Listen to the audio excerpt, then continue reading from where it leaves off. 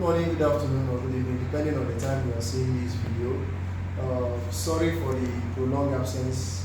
It was something beyond my control, but now we can cover up for the least time. So we are going to take a question on investment appraisal from Ican Strategic Financial Management 2014. Then we'll equally provide a solution to the question. So you will help us read the question, then provide a solution to the question.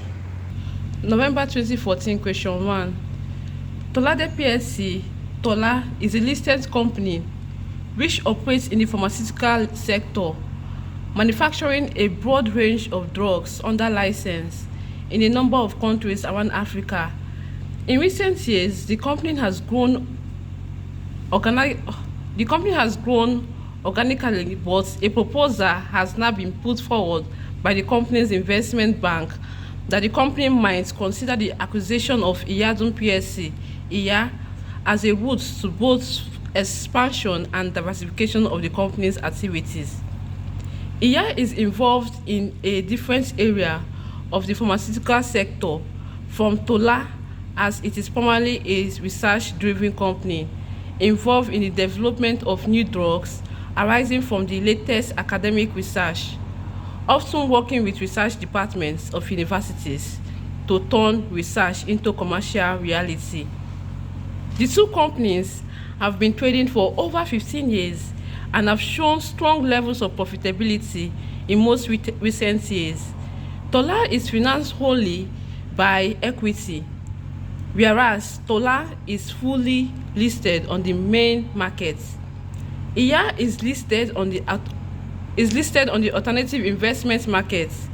However, both companies' shares are thinly traded. It is generally believed that the current book value of equity of Iya represents 75% of its true market value, but it is felt that Tola's shares are quoted accurately by the market. The following information is taken from the financial statements of both companies at the start of the current year. Tola and Iya: assets less current liabilities, capital employed, equity, 5-year floating rate loan at seed rate plus 3%. The total capital employed 22,000. For Iya, we have 21,000. In the year just ended, Tola recorded operating profits of 3.62 million. From the statement of cash flow, you extracted the following additional information: depreciation charge 25, profit on disposal of non-current assets 700,000, issue of additional shares 2 million, net reduction in working capital 1,450,000, purchase of non-current assets 4,150,000. The assets of both companies are stated as fair value. There is an agreement that the floating rate loan to Iya can be transferred to the combined business on the same terms. The current yield is 5%, and the current equity risk premium is 6%. It can be assumed that the risk-free rate of return is equivalent to the yield rate. Tola's assets beta has been estimated to be 1.26. Tola wants to use the Black-Scholes option pricing (BSOP) model to assess the value of the combined business and the maximum premium payable to Iya's shareholders. Tola has conducted a review to the volatility of the operating profits of both companies since both were formed, and has been estimated that the volatility of the combined business assets, if the acquisition were to go ahead, would be 35%. The exercise price should be calculated as the present value of a discount zero coupon bond with an identical yield and term to maturity of the current bond. Both companies pay tax at 20%. Required: A. Prepare calculations to show the current free cash flows to equity of Tola. B. Using the free cash flow to equity model, estimates the current market value of equity for Tola, explaining any assumptions made. Note: I, irrespective of your answer in A above, assume the current free cash flow equity of Tola is 2 million. II, assume a growth rate of 3.9% of the company's free capital cash flow equity. C, explain the circumstances in which the Black-Scholes option pricing (BSOP) model could be used to assess the value of a company, including the data required for the variables used in the model. D, using the BSOP method, estimate the maximum price and premium Tola pay. D, using the BSOP method, estimate the maximum price and premium Tola may pay for Iya. E, discuss the appropriateness of the method used in D above by considering whether the BSOP model can provide a meaningful value for a company. Okay, so we are going to profile a solution to the question we just read. The A part of the equation is asking us of the free cash flow to equity. We first have free cash flow to equity, we have free cash flow to firm, which is abbreviated as FCFE and FCFF. Now, the free cash flow to equity is the cash flow available to only the shareholders of the firm, while the free cash flow to firm is the cash flow available to both the equity holders and the debt contributors of the firm. So entirely both debt and equity. So we are going to take just the one available to the equity holders of the firm. So the formula for free cash flow to equity we are going to apply. We have free cash flow to equity is equal to earnings before interest and tax. Earnings before interest and tax into 1 minus tax rate plus depreciation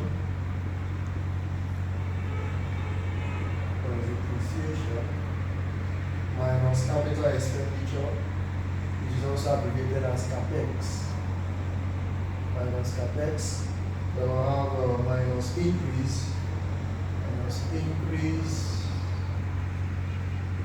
in working capital, minus increase in working capital plus decrease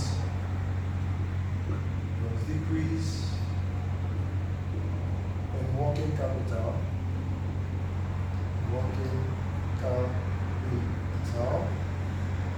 and we equally have minus profit from asset sales, if there is any profit from asset sales, minus profit from asset sales.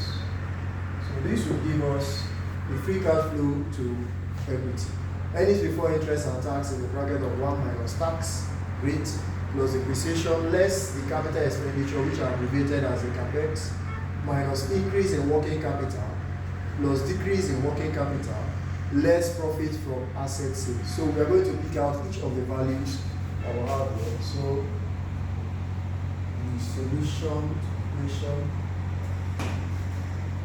we have EBIT given in the equation, which is earnings before interest and tax, provided as 3,625,000.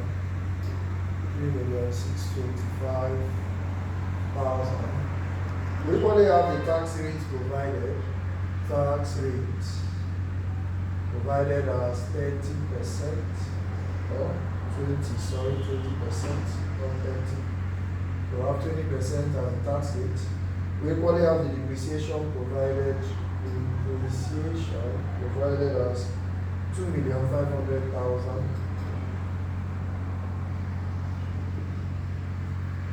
We have the capital expenditure provided as 4,150,000. Capex is 4,150,000. We equally have the reduction in working capital as a decrease. working capital. Working capital. So decrease in working capital, I have it as 1,450,000. I will have profit from asset sales as 700,000. Profit from asset sales is 700,000. From here, since you have figured out each of the values we need, we'll be picking them into the formula. But as we have here, I'll need to get this portion of the formula first to make it simpler. So we'll have EBIT to the bracket of 1 minus tax hit. That will give EBIT value, which is 3,625,000, into the bracket of 1 minus the tax rate is 0.20, which is 20%. That should give me 3,625,000 into 0.80. So that should give me a value. I think I have a value of 3,625,000 times 0.80. Give me 2,900,000. So this 2,900,000 I'll add up depreciation and the rest. So free cash flow to equity thus becomes 2,900,000. I have the addition of our depreciation of 2,500,000. Then we less the capital expenditure of 4,150,000. We will also less the increase, but there is no increase in working capital. We only have a decrease in working capital. So decrease in working capital will add, which is 1,450,000. Then we also have less the profit from asset sales, which is 700,000. So this gives us the free cash flow to equity. Free cash flow to equity. So 2,900,000 plus 2,500,000 minus 4,150,000 plus 1,450,000 minus 700,000. Later. So 2,900,000. 2,900,000 plus 2,500,000 minus 4,150,000 plus 1,450,000. That is minus 700,000. That is 2 million naira. So our free cash flow to equity as 2 million naira. So what it means is this is a cash flow available to the equity holders of the business, which is the free cash flow to equity. So we have profiled a solution to A part of this question. This is the A part of the question. So we'll proceed to getting the solution for the B part of the question.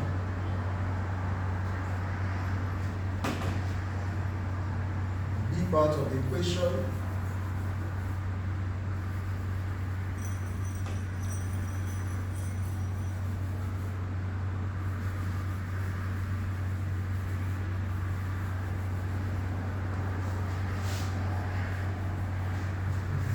I just want to know. So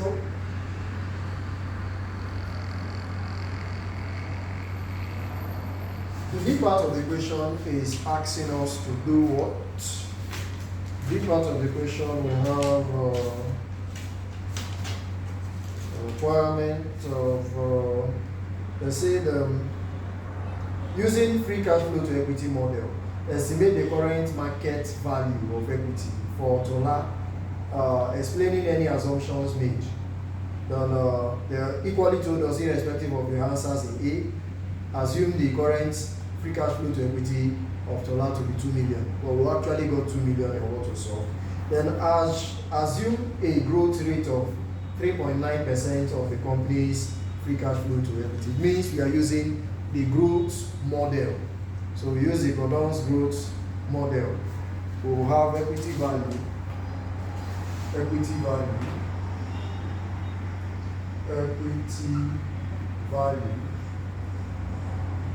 is equal to, we have free cash flow to equity 1, free cash flow to equity 1, that is talking of the current free cash flow to equity, divided by the cost of equity minus growth, cost of equity minus growth rate.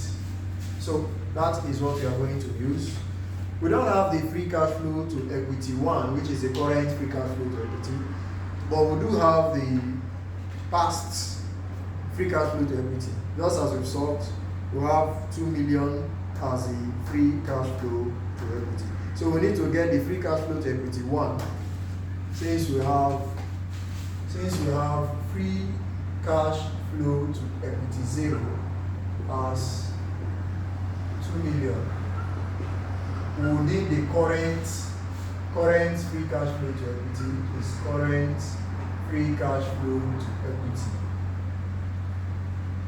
Current free cash flow to equity, which is free cash flow to equity 1.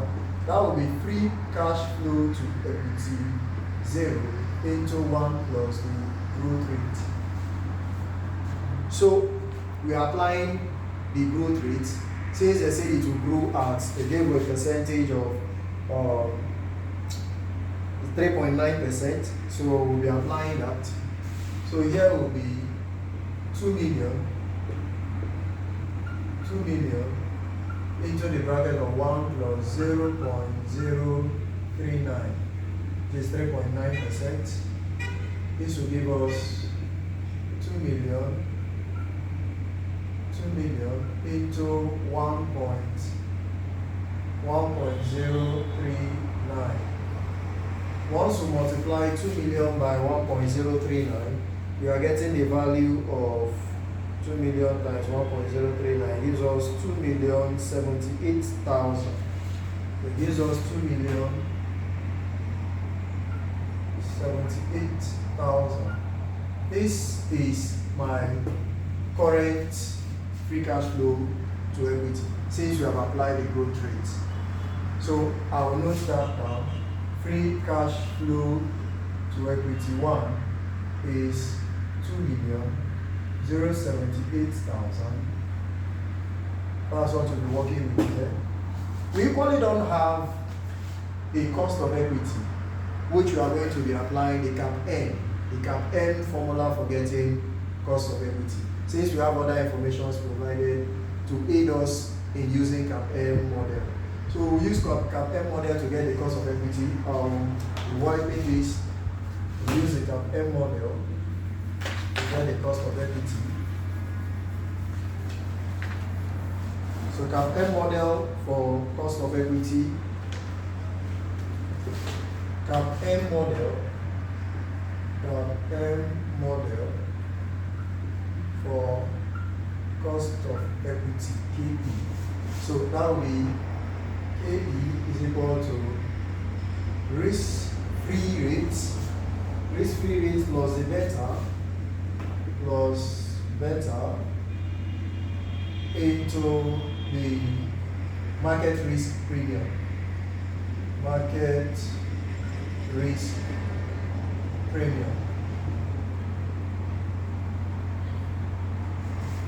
Risk-free rate plus beta into market risk premium. Now that I've provided the information that we'll be needing, they gave us our beta value to be 1.26 according to the question. We have provided our risk-free rate to be 5%. Then the market risk premium is 6%. We are going to apply them into this and get our cost of equity. So we have the risk-free 5%. So that will be cost of equity, risk-free rate is 5% plus beta is 1.26 as provided in the equation. Then the market risk premium is 6%. So with this, we can get the cost of equity. The cost of equity, once we multiply this, 5% will do 1.26 times 6% plus 5%, which will provide us with the cost of equity. The cost of equity gives us 12.56%. So I'll be having cost of equity as 12.56%. This is the cost of equity applying the Ican model. So we can do this now. So the equity value becomes, we have the free cash flow to equity 1 as we solved initially. That will be 2,078,000 divided by cost of equity. Cost of equity should be 0.1256 minus, that is breaking this down in decimals, minus the growth rate, which they told us is how many percent? 3 points. Growth rate, that is 3.9%, that is 0.039. We have minus 0.039. So that will give us equity value. Equity value is equal to, our equity value thus gives us 2,078,000 divided by, okay, we'll have 0.1256 minus 0.039. That will give us 0.0866.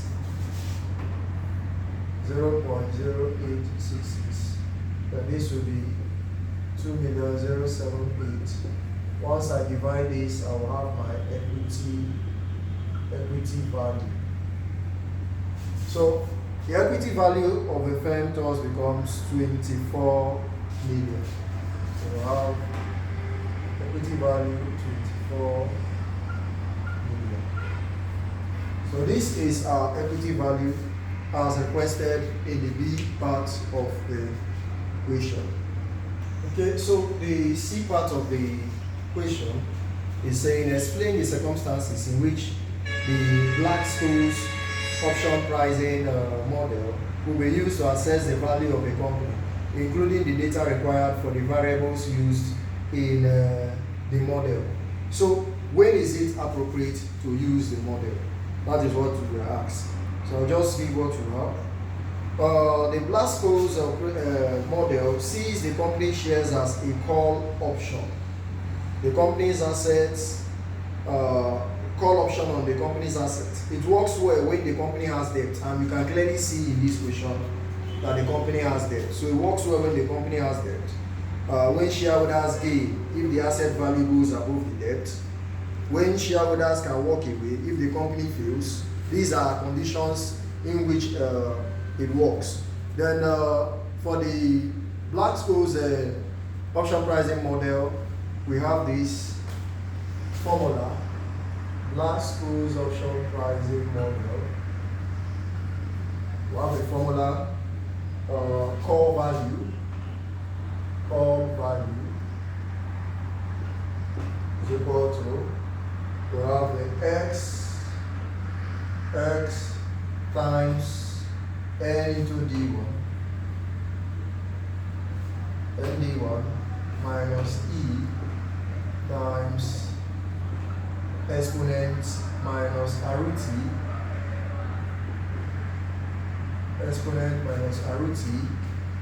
times n into d2. Now this is what is applied to get in the Black-Scholes option pricing model. So our S value is simply the value of assets, the underlying value of assets. So the S is the underlying value of the assets. We have ND1. Our ND1 is gotten our D1 value. We have a D1 value, then the ND1 is simply the normal distribution value of that D1. once we get the D1 value, the normal distribution of the D1, because this is normal distribution of D1, that is the ND1, which we get from the Z table, the normal distribution table, which is the Z table. So we are equally going to get the ND2, which is the normal distribution of the D2. So the D1 value is gotten with this formula. D1 is equal to in S over E plus R plus 0.5 standard deviation raised to power 2 into T divided by standard deviation times the square root of T. This is how to get the D1. After we have gotten the D1, we'll check the normal distribution value of the D1, which we'll check with the Z table, and we're going to get ND1. The same thing here, we check D2. Now D2 value is simply gotten as D1 minus the standard deviation into the square root of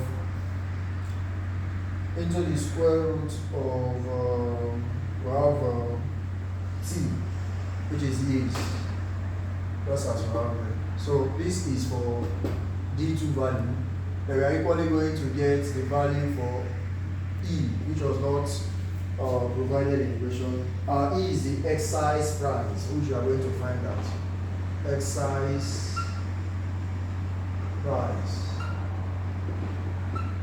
which we will find out in the question. So excise price, which is debt. Excise price. Other variables here we have T is time to maturity, risk-free rate is the arrow, so T is time to maturity. Time to maturity. We equally have arrow value, which is the risk-free rate. Risk-free rate. Then we have the standard deviation, which is equally seen as volatility. As the standard deviation of volatility. So this is the component that makes up the Black-Scholes option pricing model as asked, and it is best used when the company has debt. So it answers the question for C. It is considered because there is debt, or the debt exists. So we are going to take D part of the question. This answers the C. So we'll take the D part of this question.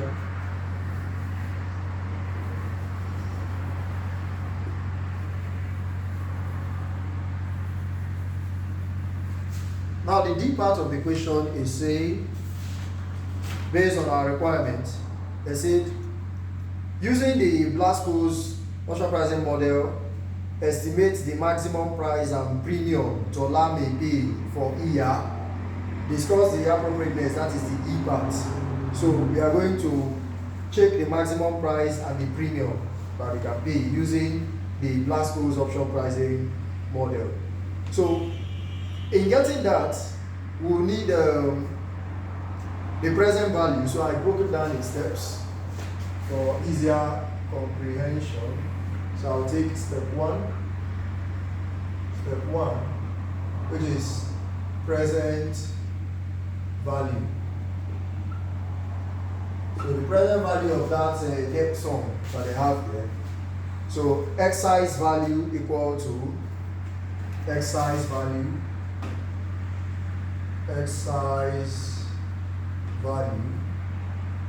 equal to, that is our debt value into the bracket of 1 plus the rate raised to the power of minus n. That will help us get the present value of this. So the debt value as provided in the equation, which we can see in the first part of the equation for ER, we have 15 million. So 15 million times excise value, which I will create as EV, excise value, we have 15 15 million into 1 plus, what was the rate given? The rate given was 5%. That was the rate given, 5%. So we have 0.05 raised to the power of minus 5 because it's 5 years. That will give us the present value. So while computing this, is it 5%? Let me see that question. Okay, you have 5 year. Okay, loan at yield rate plus 3%. Sorry, you have the normal 5% plus 3%, which is the so we are going to be considering not the 5%, we'll be considering 5% plus 3% according to what you have here. So that will be 8% instead of 5%. So here will be plus 0.08 is 8%. So the value becomes 15 million times 1.08 raised to the power of minus 5 will give us 10,208,750. 10,208,750. That gives us the excise value. So that is step 1. These are broken down to those steps. That is the excise value. Then we are going to compute the D1 and D2 values, just as we have it in the previous formula we have played. We have gotten the excise value. Then we'll go to the D1 and D2 values. So the D1 value we are getting using that formula. So step 2 is to get the D1 and D2 values. Using that formula for D1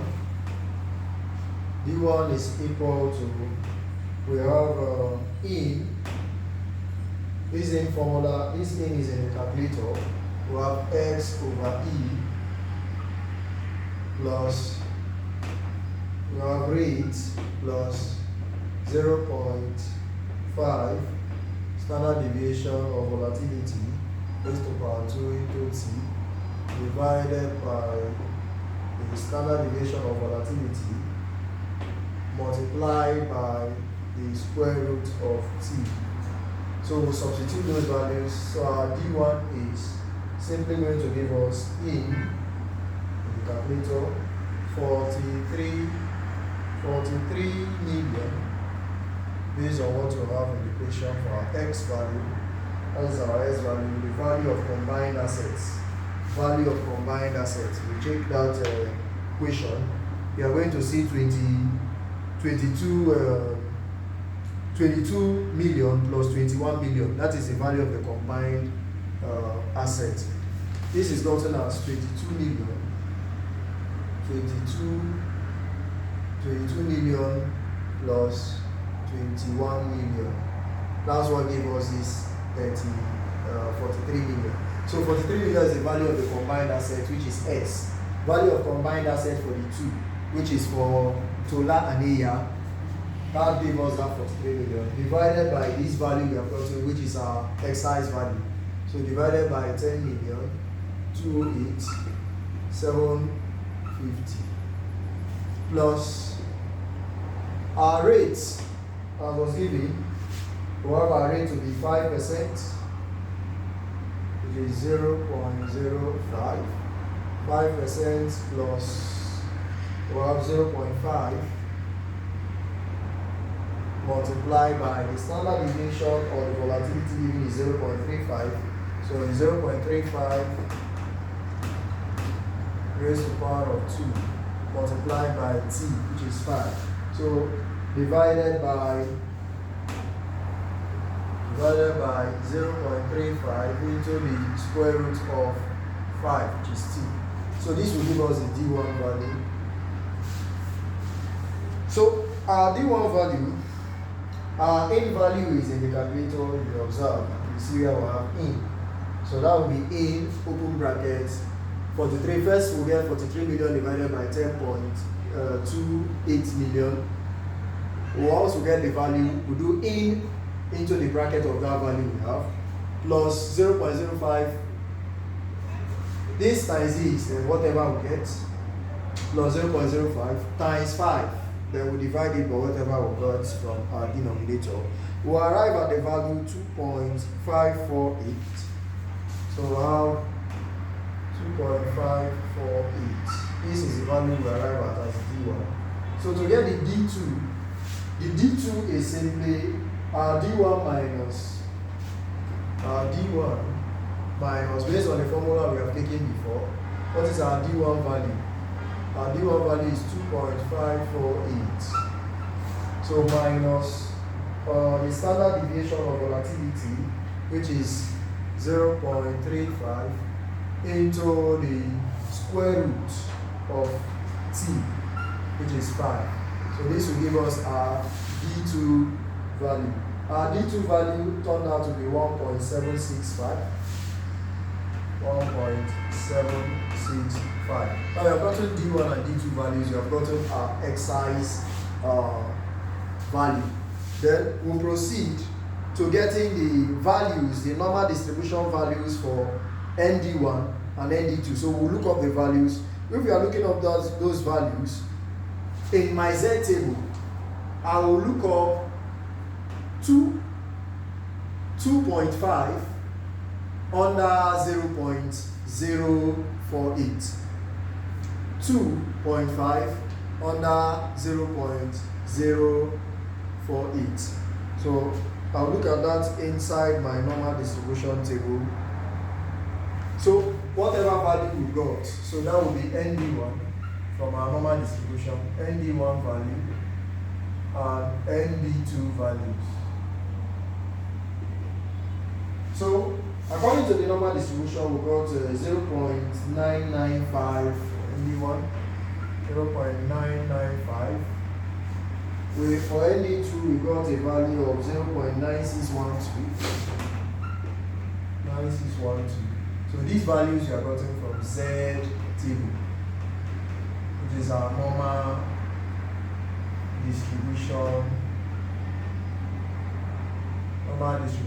table, using D1 and D2 values. We got this. So that is the ND1 and ND2. Once you have gotten every part, we'll now apply the formula. The value of equity, which is applying our Blasco's model. I will need to wipe this to apply the Blasco's model. So we've gotten all the required values.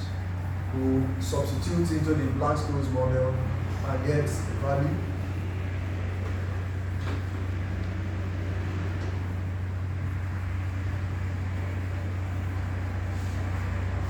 Now, to apply the Blasco's model, which is for value of equity, we have taken the formula previously. If you check where we say core value is equal to the combined value of the firm, which is x times ND1 minus E times exponent minus root E times ND2. That is the formula we took in the C part of this equation. So we are going to apply that formula, which will be our step 4. So step 4, Blasco's model. So Blasco's model. Applying that Blasco's model will have equity value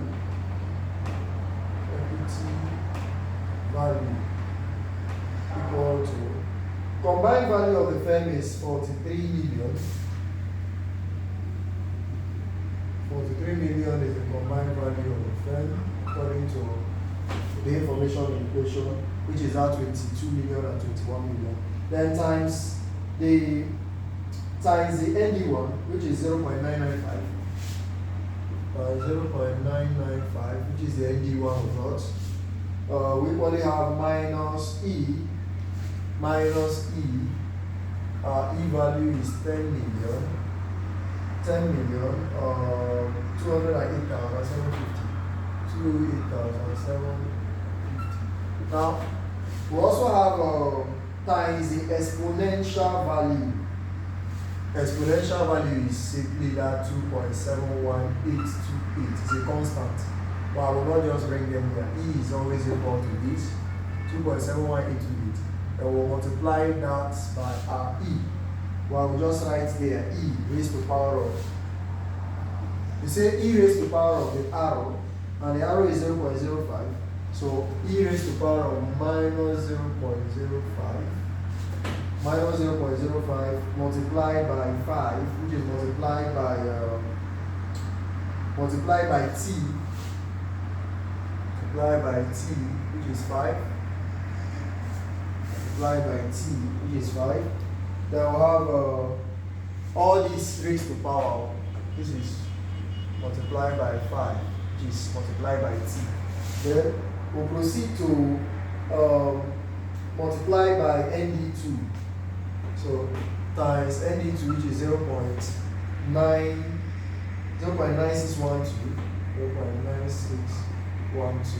So working through this, we'll have the equity value. So the equity value will be, after working through these components, because I've told this E is 2.71828. So it will be 2.71828 raised to the power of 0.05 times 5. So whatever we have times this, then we will now do our 43 million times 43 million times this minus whatever value we get from that using board math. So this times this first gives us 42,785,000. That is what it gives us. Then minus 10,208,750,000 times the value of E raised to the power this times this gives us the value of 642,100. Once we subtract this, we have the value 35,142,900. So this is the equity value. The equity value, that is the equity value. Now the combined value of the equity based on what we have calculated is this. Tola's equity alone is 24 million. So the added value based on purchase will be 24 million. This minus 24 million will be the added value based on purchase. Because they said Tola's own alone is 24 million. How did they get the 24 million? It was replicated here in the question. It was replicated here in the question. Okay, so we have total equity alone. Tola's equity alone is 24 million. So we'll be having value added by acquisition based on the acquisition. Will be value added based on acquisition. Value added based on acquisition will be 35,142,900 minus the value of 24 million. That is that, minus the value of 24 million. So that gives us 11 million, 11.14 million. Let me have, okay. So I have 35 million. 142,900 minus 24 million. It gives us 11,142,900.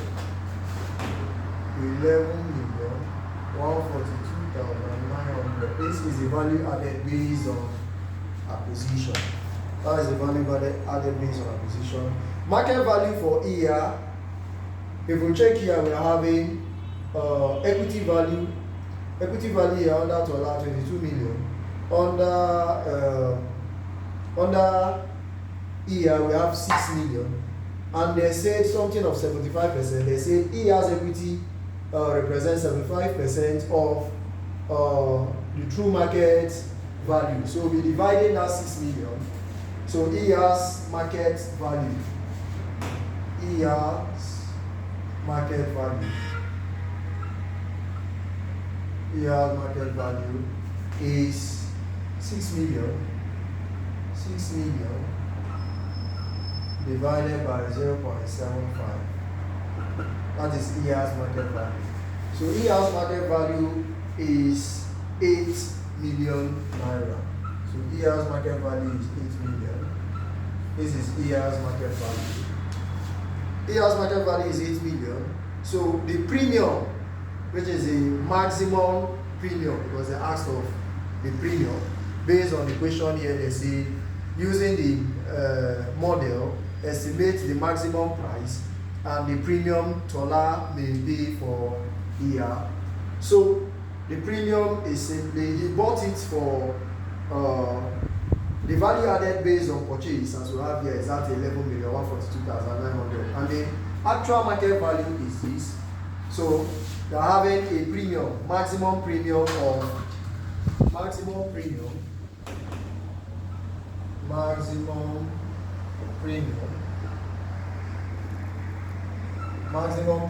of 11,142,900 minus the market value of 8 million. That will give the maximum premium. So if we subtract that, that will be 11 million minus 8 million. 8 million. That gives us 3,142,900. 3,142,900. So this is the maximum premium that can be paid. That's the maximum premium that can be paid. 3,142,900. And that answers that question. We'll go to the E part of the question. The E part of the question says discuss the appropriateness of the model used in the above by considering whether the model can provide a meaningful value for a company. Now, it's just like telling them the advantage of it. So the blast cost operation model is good because it works well for risky and debt financed businesses, and this is a debt financed business, so it works perfectly well. Then it's useful when markets are not trading shares often, and it includes uncertainty, that is the volatility, just as we have seen in the computation when we talk about the standard deviation or the volatility. So it includes that. All of this makes it a very good model to use. So it's very good to use in the final judgment or for the firm because of all the inputs it constitutes. It takes cognizance of risk, it takes cognizance of the debt used and how to handle them, and it makes it a very good fit for the question or for the scenario painted. Thank you very much for your time, and looking forward to do more interesting videos on this investment appraisal and some other topics. Thank you very much.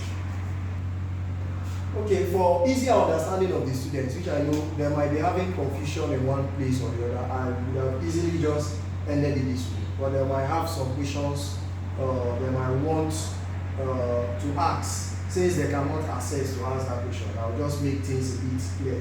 This 43 million, I've said initially that is the addition of the 22 million as provided in the question, and 21 million, 22 million for Tola, and that is under the capital employed. 22 million for Tola and 21 million for ER. That is what gave this 43 million. So it makes that clear. The 24 million, which you say is where is that value? The 24 million, which you said is the value, the equity value for Tola alone. Is an addition of the equity they initially had and the new shares that was issued. So it makes it very clear in case you're having issues with that. What I mean is this 24 million here comprises of 22 million as provided in the question plus 2 million of additional shares that were issued. If you check in the equation, 2 million additional shares were issued. That makes it that 24 million. I believe this makes it clear in case you might have the equation to that effect. Every other thing I believe is very much understandable. If you don't want to use this, or you might feel you are confused writing P here, still the same thing that your calculator will give to you. You can use 2.71828 in place of this E and you still get the same value. So I believe that explains whatever confusion anyone might have. Thank you very much once again.